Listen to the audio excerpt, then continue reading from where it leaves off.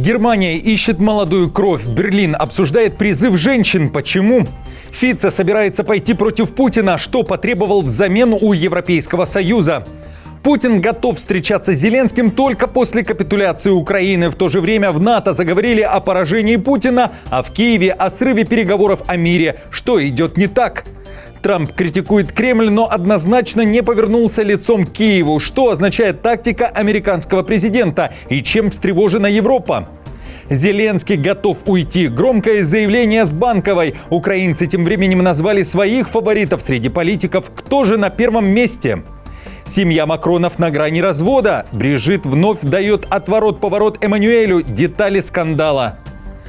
В Индии на похоронах ожил младенец весом в 1 килограмм. В Казахстане полицейский превратил подчиненных в мишени, а социологи опубликовали данные о том, как молодежь готова погрязнуть в долгах ради пышной свадьбы. Обсудим сумасшедшие расходы. Досмотрите.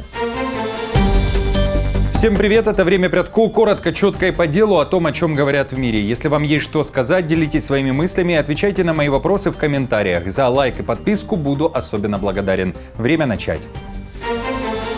Бундесвер ищет молодую кровь. На фоне нарастающей угрозы и возможной войны с Россией, о которой часто говорит немецкая разведка, численность вооруженных сил ФРГ должна быть увеличена на треть, заявлял ранее министр обороны Писториус. Но этого недостаточно, считают в Ассоциации резервистов Германии. Глава этой ассоциации Патрик Зенсбург рассказал, что сейчас в стране около 180 тысяч действующих военнослужащих, а необходимо 260 тысяч.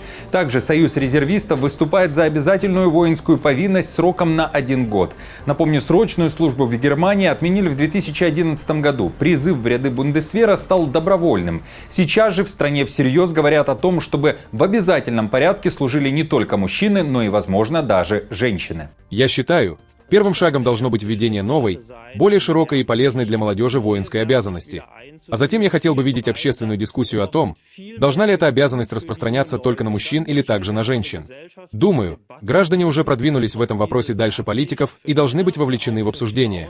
Вообще, любая форма службы на благо страны будет работать только тогда, когда мы проведем широкую общественную дискуссию. В этой дискуссии вопрос о привлечении женщин должен занять важное место. Сначала дебаты, потом решение в Бундестаге.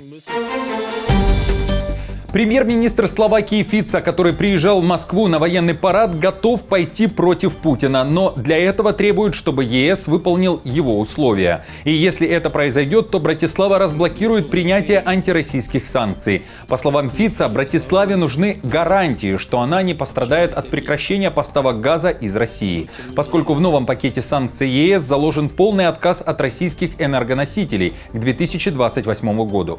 Словакия, которая получает основную часть газа от «Газпрома» по долгосрочному контракту, опасается, что утверждение пакета приведет к сложностям с сырьем, росту цен и требованиям «Газпрома» возместить ущерб.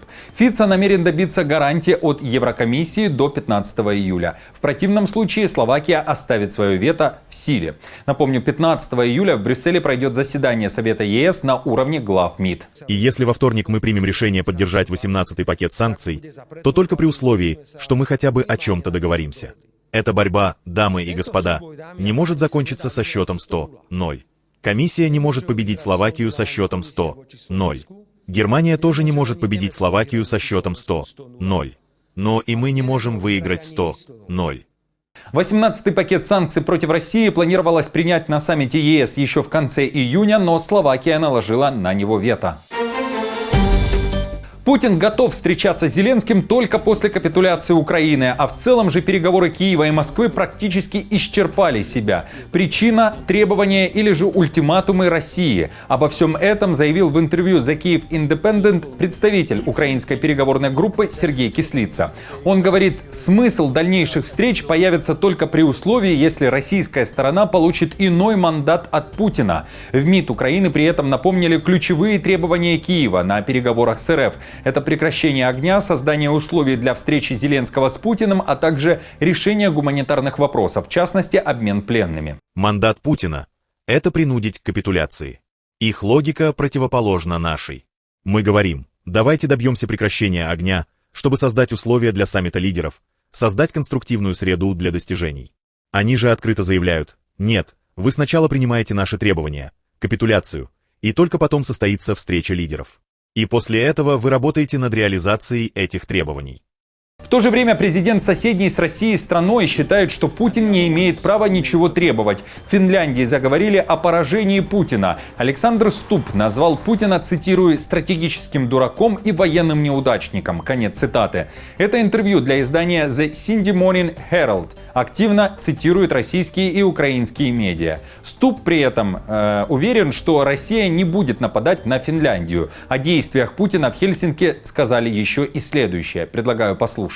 Я бы сказал, что это самая крупная тактическая и стратегическая ошибка в современной истории. Он хотел умиротворить Украину, а она станет членом Европейского Союза, а в будущем и НАТО. Он хотел развалить НАТО, и в итоге удвоил сухопутную границу России с НАТО за счет Финляндии. Он хотел разрушить трансатлантическое партнерство. А теперь все мы вместе увеличиваем оборонные расходы до 5% ВВП в течение 10 лет. Он хотел развалить ЕС, но я никогда не видел его настолько сплоченным. Так что по всем пунктам Путин потерпел поражение. Еще одно западное издание пишет уже о выстреле в сторону Путина, и этот выстрел сделал Трамп. Financial Times уточняет, что американский президент на пределе, его гнев достиг критической точки. Однако, несмотря на резкие высказывания в адрес Кремля, это не обязательно означает значительный поворот в пользу Киева, пишут авторы материала. Пока мало конкретных доказательств того, что Белый дом занимает более проукраинскую позицию, говорится в материале Financial Times. Это выстрел в сторону России и Путина, что Трампу надоело, что его водит за нос, сказал Макс Бергман из Центра стратегических и международных исследований Вашингтонского аналитического центра. Но это не значит, что США внезапно станут большим союзником и поддержкой Украины, более значительной, чем раньше.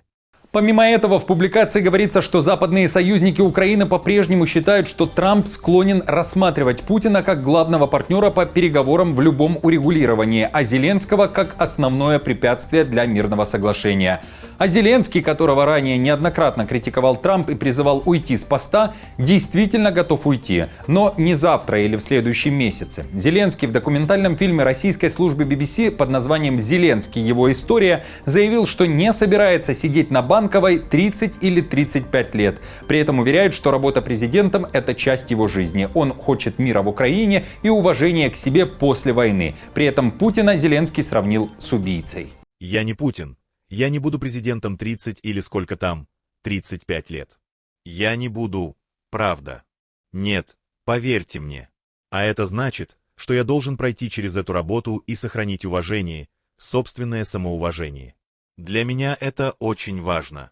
И это важно для моей семьи, для моих детей. Для меня это очень важно. И для меня важно помочь Украине сделать все возможное и наилучшим образом. В то же время в Украине вновь провели опрос. Социологи компании «Рейтинг» спросили о доверии к Зеленскому и другим. Итак, большинство, 60%, считают, что Зеленский делает все возможное для достижения мира. При этом наибольшим доверием среди украинцев, по данным социологов «Рейтинг», пользуется Валерий Залужный, 73%, у Зеленского 67%, у главы украинской разведки Буданова 56%.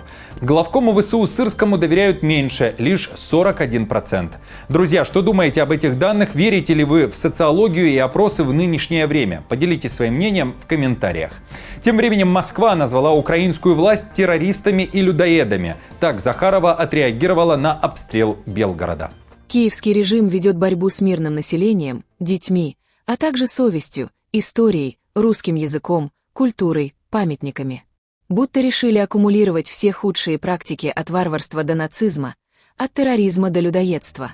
При этом воевать против Украины готова КНДР. Вновь и уже открыто. Ким Чен Ын, который накануне встретился с Лавровым, заявил, что Пхеньян безоговорочно поддерживает действия России. А глава российского МИДа тем временем не исключил отправки военных Северной Кореи в Украину для подкрепления армии РФ. Но КНДР сама определяет, в какой форме помогать Москве, сказал Лавров. И напомнил, что отправка войск Ким Чен Ына в Курскую область была инициативой Кима. И у Москвы, далее цитата, не было каких-то причин отказываться от искреннего проявления солидарности.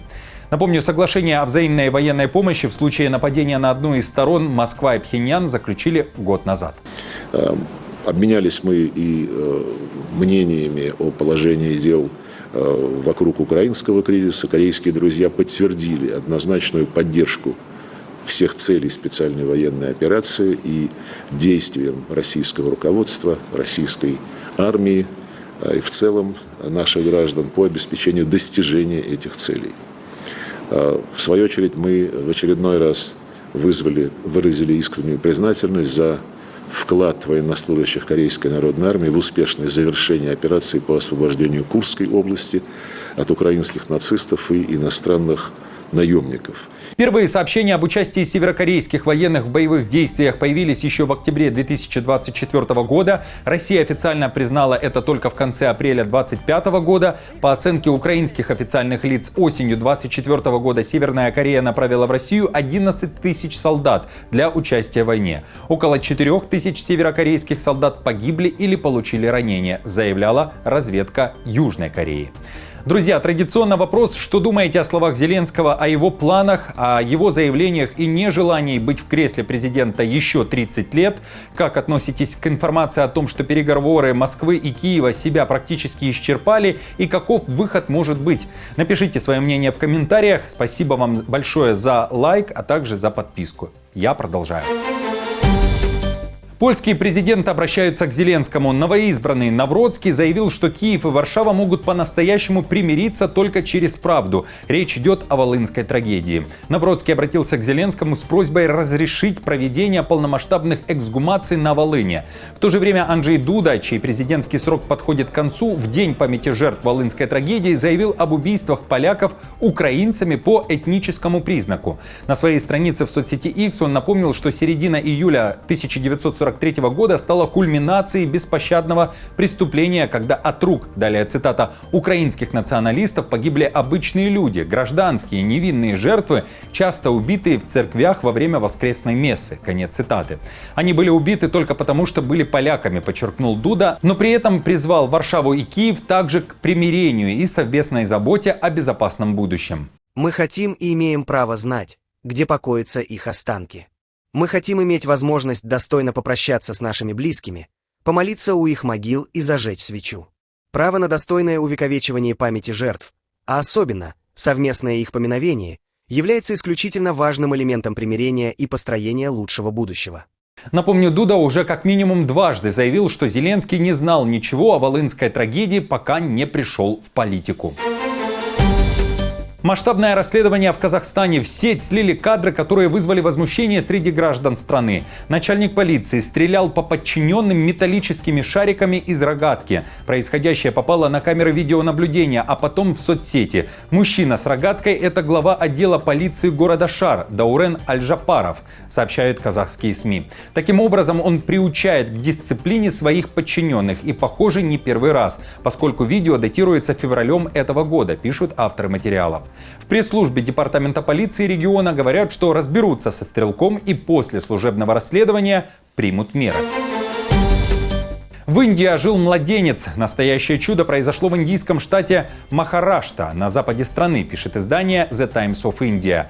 В одной из больниц женщина родила недоношенного мальчика весом всего 900 граммов. Вскоре медики сообщили матери, что слабенький новорожденный умер. Его пытались реанимировать, но тщетно. Убитые горем родители забрали тело ребенка и уже готовились к похоронам. В день погребения, в Индии маленьких детей не кремируют, а хоронят, малыша завернули в белую ткань и повезли на кладбище. Как вдруг в машине раздался громкий детский крик. Семья бросилась обратно в больницу. Удивленные врачи подтвердили, что младенец жив.